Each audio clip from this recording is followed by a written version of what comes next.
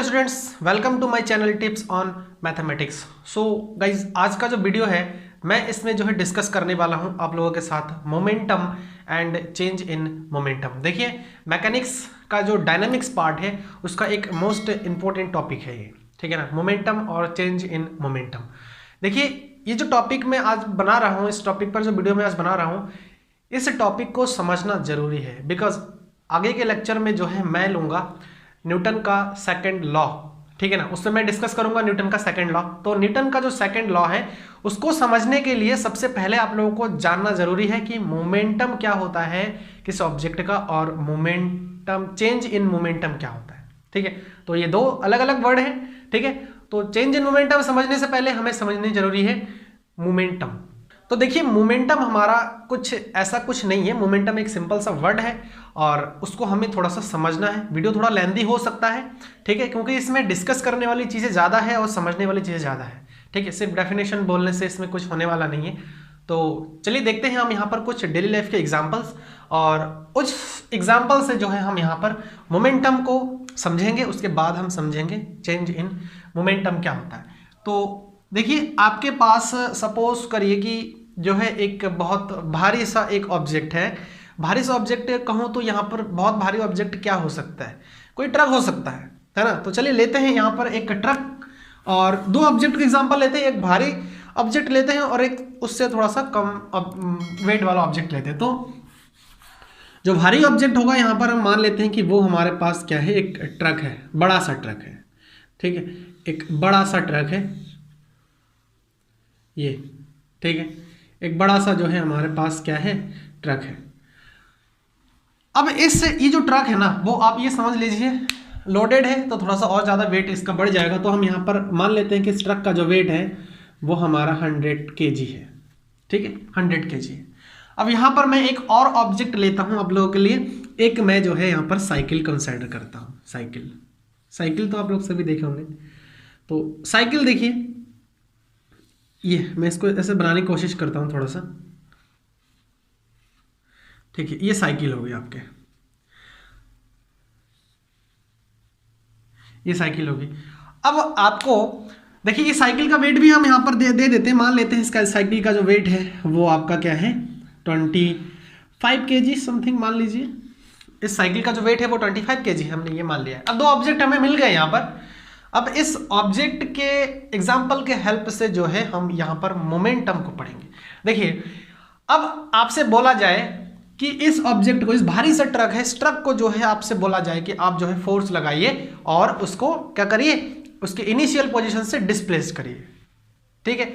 और वही दूसरे केस में अगर आपसे बोला जाए कि ये एक साइकिल रखी हुई है और इस साइकिल को इसके इनिशियल पोजीशन से क्या करिए, डिस्प्लेस करिए, तो आप जो है क्या करेंगे, इसके ऊपर क्या करेंगे, कुछ ना कुछ फोर्स अप्लाई करने की कोशिश करेंगे, और उसको उसके इनिशियल पोजीशन से क्या करेंगे, डिस्प्लेस करने की कोशिश करेंगे, है ना।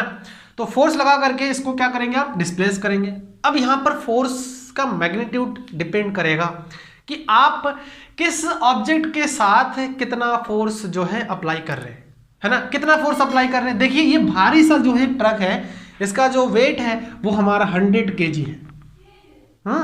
अब इसको जो है इसके इनिशियल पोजीशन से क्या करना है, मुझे डिस्प्लेस्ड करना है। तो आप क्या करोगे, अगर आपको बोला जाए तो आप क्या करोगे, इसके ऊपर कुछ फोर्स अप्लाई करोगे कि नहीं, इसके ऊपर कुछ फोर्स अप्लाई करोगे।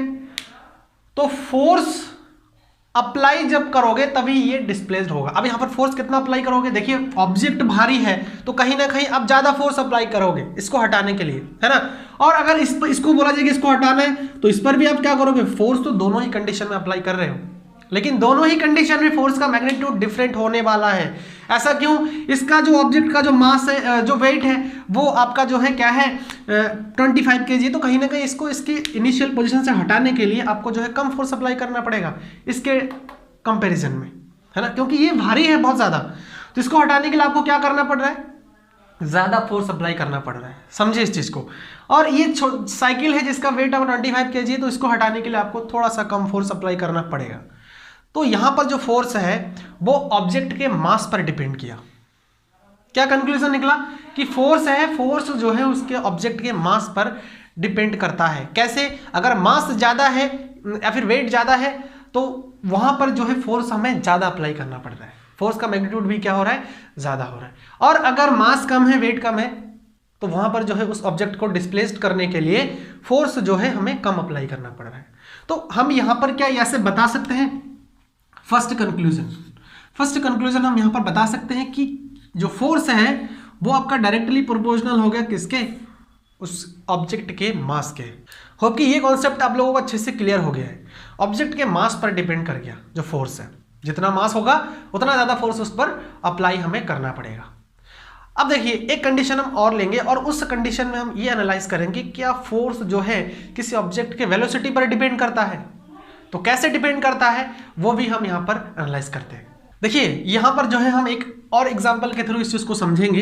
एक इंसान है, तो दो केसेस पर डिस्कस करेंगे। इंसान, यहाँ पर एक इंसान है, ये ठीक है, ये एक इंसान है और ये इंसान जो है यहाँ पर खड़ा है, ठीक है। और एक इंसान मैं और लूँगा यहाँ पर, ये सेम वही इंसान रहेगा यहाँ पर, समझ में, दूसरे ही पोजीशन पर यहाँ पर। समझिए, आप लोग डायग्राम पर मत जाइए, इसको समझने की कोशिश करिए। देखिए अब एक मेरे पास जो है एक गेंद है, तो मैं जो है ये गेंद क्या करूँगा, इनके पास जो है दे दूंगा, ठीक है ना। देख सेम गेंद जो है एक ही गेंद होगा, समझ में, इंसान यहाँ पर सेम है तो हम क्या करेंगे, गेंद भी हम यहाँ पर सेम ही लेंगे, तो समझने में थोड़ी सी आसानी होगी। अब मैं इस इंसान के पास क्या करूँगा, गेंद दे दूंगा, इस इंसान के पास गेंद दे दूंगा और बोलूँगा कि भाई तुम इसको फेंको, इसको फेंको। तो ये क्या करेगा, अपने हाथों से जो है गेंद को फेंकने की कोशिश करेगा। इसका मास हम कुछ मान लेते हैं m है, फिक्स है, ठीक है ना। गेंद, एक ही गेंद लेंगे और इस इंसान को बोला जाएगा कि तुम इस गेंद को जो है अपने हाथों से फेंको। चलिए अब दूसरे कंडीशन पे आ जाइए। अब ये जो दूसरा कंडीशन है, इस कंडीशन में क्या करता हूँ, गेंद में यही वाला दूंगा, गेंद में यही वाला दूंगा, ठीक। और गेंद के साथ साथ मैं क्या कर दूंगा, इनको एक बल्ला भी दे दूंगा, ठीक है, बल्ला भी दे दूंगा। और जब मैं इनको बल्ला दूंगा तो इनको ये बोलूंगा कि आप जो है इस पहले कंडीशन में आपने हाथ से फेंका था और दूसरे कंडीशन में आप जो है इस गेंद को बल्ले से फेंको, ठीक है, बल्ले से फेंको। तो अब होगा क्या इस गेंद के साथ, देखिए हाथ से जो है हम इस गेंद पर उतना ज़्यादा फोर्स अप्लाई नहीं कर पाएंगे कि इस गेंद को हम बहुत दूरी तक ज़्यादा वेलोसिटी दे सके, यानी कि बहुत दूरी तक फेंक सके, कुछ ज़्यादा ही वेलोसिटी हम इसको दे सके, ठीक है। लेकिन वहीं अगर मैं बल्ला दे दूं और मैं कहूं कि इस गेंद को फेंको, तो इसकी वेलोसिटी ये और दूर ज़्यादा दूर फेंक सकता है। इसके कंपैरिजन में हाथ से फेंकने पर ज़्यादा दूर नहीं फेंक सकता है। आप इसको डेली लाइफ में करके देख सकते हैं बाई प्रैक्टिकली। और अगर बल्ले से उस गेंद को फेंके या फिर मारने की कोशिश करें तो उस गेंद को आप ज़्यादा दूर तक दे सकते हो। अब ज़्यादा दूर तक फेंकने का मतलब क्या है कि वो जो है ज़्यादा वेलोसिटी गेन कर लेता है ना। और कम दूरी तक फेंकने का मतलब क्या है कि वो जो है कम वेलोसिटी गेन करता है, इसी वजह से वो ज़्यादा दूर नहीं जा पाता है, ठीक। और बल्ले से जब उसको मारते हैं तो बहुत ज़्यादा वेलोसिटी ले लेता है और बहुत दूर तक चला जाता है। तो हो क्या रहा है, दोनों ही कंडीशन में क्या हो रहा है, हम इस गेंद को फेंकने के लिए हाथ के द्वारा जो है इस गेंद को फेंकने के लिए हम जो है क्या कर रहे हैं, इस गेंद पर एक फोर्स अप्लाई कर रहे हैं, अपने हाथों से फोर्स अप्लाई किया तो उतना ज़्यादा फोर्स हमने अप्लाई नहीं कर पाया कि इसको बहुत दूर तक फेंक सके या फिर इसका जो वेलोसिटी है वो ज़्यादा दे सके। लेकिन जब बल्ले से फेंका है तो इस पर हमने बहुत ज़्यादा फोर्स अप्लाई कर दिया है। बल्ले के द्वारा अगर हम इस गेंद को जो है फेंकने की कोशिश करेंगे तो इसमें हम बहुत ज़्यादा फोर्स अप्लाई कर सकते हैं बल्ले के थ्रू, तो बहुत ज़्यादा फोर्स अप्लाई कर सकते हैं तो इस गेंद का वेलोसिटी भी कुछ ज़्यादा हो जाएगा, है ना। समझ में आया आप लोगों को। तो यहाँ पर देखिए कंडीशन क्या हो गया कि अगर ज़्यादा फोर्स हम अप्लाई कर पा रहे हैं तो उसका जो वेलोसिटी है वो ज़्यादा हो जा रहा है, और अगर हम फोर्स ज़्यादा अप्लाई नहीं कर पा रहे तो उतना ज़्यादा वेलोसिटी हमें नहीं मिल रहा है। तो क्या हम यहाँ पर कह सकते हैं कि force is directly proportional to velocity of the object, ठीक, वेलोसिटी ऑफ द ऑब्जेक्ट। देखिए तो हम दूसरे कंडीशन में इसको ऐसे बोल सकते हैं कि जो फोर्स है वो डिपेंड करता है किस पर, वेलोसिटी पर, है ना, ऑब्जेक्ट के वेलोसिटी पर डिपेंड करता है। तो जितना हम ज़्यादा फोर्स अप्लाई कर रहे हैं वो उतना ही ज़्यादा वेलोसिटी हो जाता है, उसमें आ जाता है। कम फोर्स अप्लाई कर रहे हैं तो कम वेलोसिटी, तो यहाँ से वही चीज़ मिल रहा है, फोर्स ज़्यादा अप्लाई करो वेलोसिटी ज़्यादा मिल जाएगा, फोर्स कम अप्लाई करो वेलोसिटी कम मिल जाएगा। तो एक के घटने से दूसरा भी घटता है और एक के बढ़ने से दूसरा भी बढ़ता है। तो हम यहाँ पर बता सकते हैं force is directly proportional to velocity of the object. ठीक है, और पहले कंडीशन में हमने ऑलरेडी देख चुके हैं कि फोर्स जो है मास के क्या होता है, प्रोपोर्शनल होता है। जितना फोर्स, मास जितना ज़्यादा होगा फोर्स उतना ज़्यादा अप्लाई करना पड़ेगा, मास जितना कम होगा फोर्स उतना कम अप्लाई करना पड़ेगा। तो दोनों ही कंडीशन को अगर हम अब यहाँ पर मिला दें, इन दोनों ही कंडीशन को अगर हम यहाँ पर मिला दें, देखिए फोर्स है तो फोर्स यहाँ पर रहेगा, और मास है और वेलोसिटी है, तो मास इंटू क्या जाएगा आपका, वेलोसिटी आ जाएगा। तो force is directly proportional to mass into velocity, है ना। तो ये जो मास इंटू वेलोसिटी है ना, इसको हम सिंपली एक नाम दे देते हैं, और वो नाम हमारा है मोमेंटम। क्या है, मोमेंटम। ठीक है, ये जो मास इंटू वेलोसिटी का जो मल्टीप्लिकेशन है वही हमारा क्या है, मोमेंटम, और इसको हम सिंपली P से डिनोट कर देते हैं। तो अगर मैं P को लिखना चाहूं तो P इज इक्वल्स टू हमें क्या मिल जाएगा, मास into velocity of the object. Hope कि मोमेंटम वर्ड जो है वो आप लोगों को समझ में आ गया है। मोमेंटम कुछ नहीं है, मोमेंटम जो है वो आपका ऑब्जेक्ट के मास और उसके वेलोसिटी पर डिपेंड कर जाता है, जैसे फोर्स डिपेंड कर जाता है। तो फोर्स ही हुआ मोमेंटम, एक टाइप से अगर देखा जाए तो मोमेंटम एक टाइप से अप्लाइड फोर्स ही हुआ। किसी ऑब्जेक्ट पर हम कैसा फोर्स अप्लाई कर रहे हैं, कितना मैग्नीट्यूड का फोर्स अप्लाई कर रहे हैं, वो ऑब्जेक्ट कैसा है, उसकी वेलोसिटी कितनी आ रही है, उसका मास कितना है, तो वही जो है उसका क्या आ जाएगा, मोमेंटम आ जाएगा। आप यहाँ से देख सकते हैं। और अगर मैं m इंटू वी के प्लेस पर रख दूँ इस P को, तो हमें क्या मिल जाएगा, देखिए P और यहाँ पर F इज प्रोपोर्शनल टू आ जाएगा आपका क्या, P। मिला कि नहीं। तो देखिए दोनों ही अलग अलग चीजें हैं, फोर्स और जो मोमेंटम में है अलग चीजें, बट मोमेंटम जो है डिपेंड करता है किस पर, अप्लाइड फोर्स पर। अगर किसी भी ऑब्जेक्ट पर ज्यादा फोर्स हम अप्लाई कर रहे हैं तो उसकी जो मोमेंटम होगी वो आपका जो है ज्यादा होगा, है ना। और अगर हम कम फोर्स अप्लाई कर रहे हैं किसी ऑब्जेक्ट पर तो उसकी मोमेंटम भी हमारी क्या होगी, कम होगी। क्यों, क्योंकि हमने ये चीज देख रखा है कि मोमेंटम जो फोर्स होता है वो वेलोसिटी पर डिपेंड करता है, और जो फोर्स होता है वो किसी ऑब्जेक्ट के मास पर भी डिपेंड करता है, डायरेक्टली प्रोपोर्शनल होता है, एक के बढ़ने से दूसरा ही बढ़ता है। ठीक है, तो ये कंक्लूजन हमारा निकलता है, और यही जो m इंटू वी है किसी बॉडी के ऑब्जेक्ट का जो मास और वेलोसिटी का जो मल्टीप्लिकेशन है वही हमारा क्या है, मोमेंटम है। होप कि आप लोगों को मोमेंटम का कॉन्सेप्ट अच्छे से क्लियर हो गया है। अब चलिए देखते हैं change in momentum. Change in momentum को भी जो है हम जो है दो एग्जाम्पल से रिलेट करेंगे और देखेंगे। अब देखिए स्टूडेंट्स, यहाँ पर जो है चेंज इन मोमेंटम को हम दो एग्जाम्पल से समझते हैं। दो केसेस मैंने यहाँ पर लिया है, एक गेंद के लिए, ठीक है। तो दो केस पर हम यहाँ पर डिस्कशन करेंगे और चेंज इन मोमेंटम को यहाँ पर एनालाइज करेंगे। आए समझ। तो देखिए पहले केस में हमने एक ऑब्जेक्ट लिया है, एक गेंद लिया है, जो भी समझ सकते हैं आप इसको। 3 kg का मैंने क्या कर लिया है, एक ऑब्जेक्ट यहाँ पर कंसिडर किया मैंने।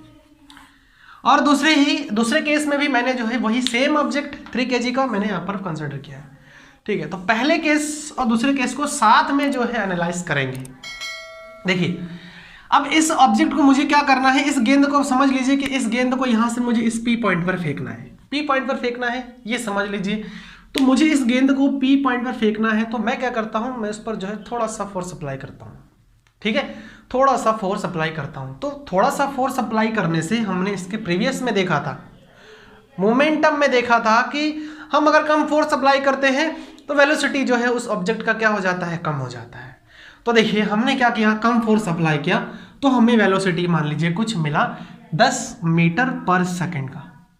ठीक है, इस पॉइंट पर ये जो गेंद है वो इस पॉइंट पर आ तो जाएगी, लेकिन अगर कम फोर्स अप्लाई करेंगे तो वो उसकी वेलोसिटी 10 मीटर पर सेकंड की स्पीड से आएगी।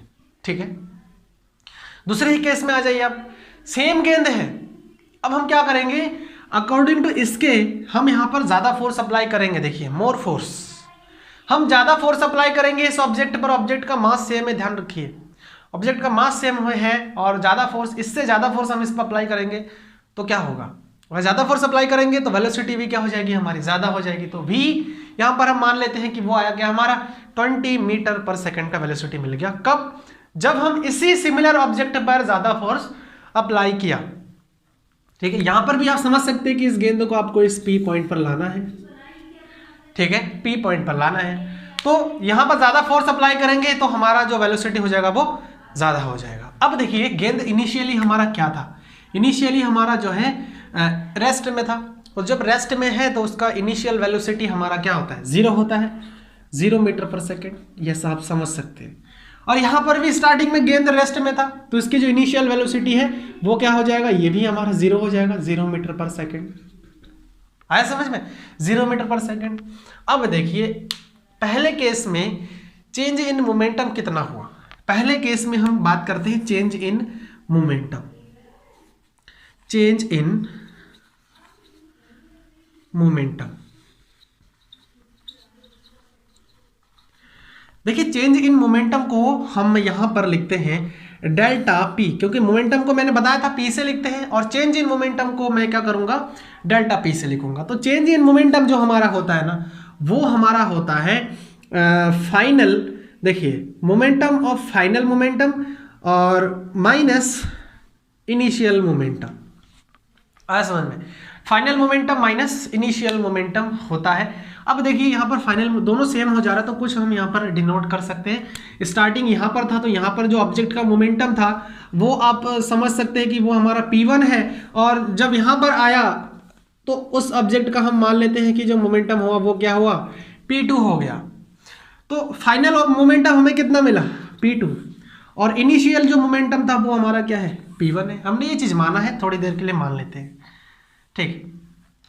अब देखिए ये हमें क्या मिल जाएगा, P2, P is equal to, हमने मोमेंटम पढ़ा था m इंटू वी होता है, ठीक है, m इंटू वी होता है। तो मास तो देखिए ऑब्जेक्ट का हमारा सेम ही है, P2 फाइनल वाला वेलोसिटी, ठीक है ना, फाइनल वाला वेलोसिटी, और फाइनल वाला वेलोसिटी हमारा क्या है, v है, माइनस मास सेम है P1 के लिए m v1, ठीक है। अगर मास हम डिफरेंट लेते तो m1 m2 ले सकते थे, लेकिन मास यहाँ पर ऑब्जेक्ट सेम है तो इनिशियली क्या हो जाएगा, उसका वेलोसिटी u है, ये हम मान लेते हैं। देखिए यहाँ पर लिया भी है, मास सेम है तो इनिशियली, तो देखिए इसका चेंज इन मोमेंटम कितना आ जाएगा, मास इंटू मास कॉमन आ जाएगा यहाँ से, v माइनस क्या रहा, u रहा। अब देखिए मास देखिए कितना है, 3 kg है, v minus you, v minus you का मतलब क्या है, v हमारा यहाँ पर 10 है और u हमारा कितना है, 0 है।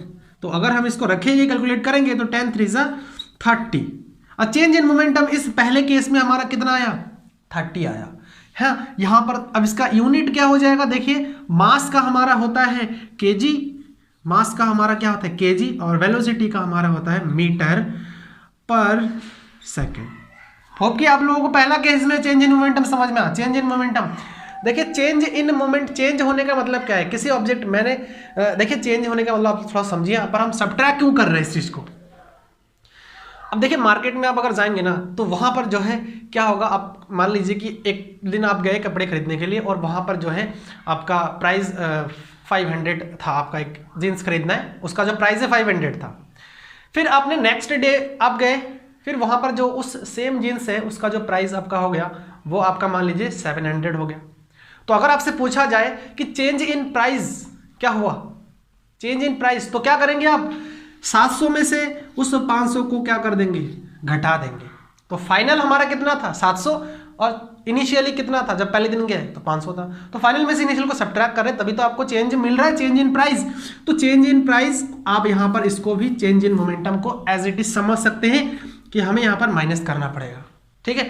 तो किसी भी चीज का चेंजेस निकालने के लिए हमें माइनस करने पड़ते हैं, तो यहाँ पर इसलिए हमने माइनस किया। और केस फर्स्ट में हमारा जो चेंज इन मोमेंटम आया वो हमारा आया 30 kg। अब चलिए केस सेकंड में हम यहाँ पर डिस्कस करते हैं।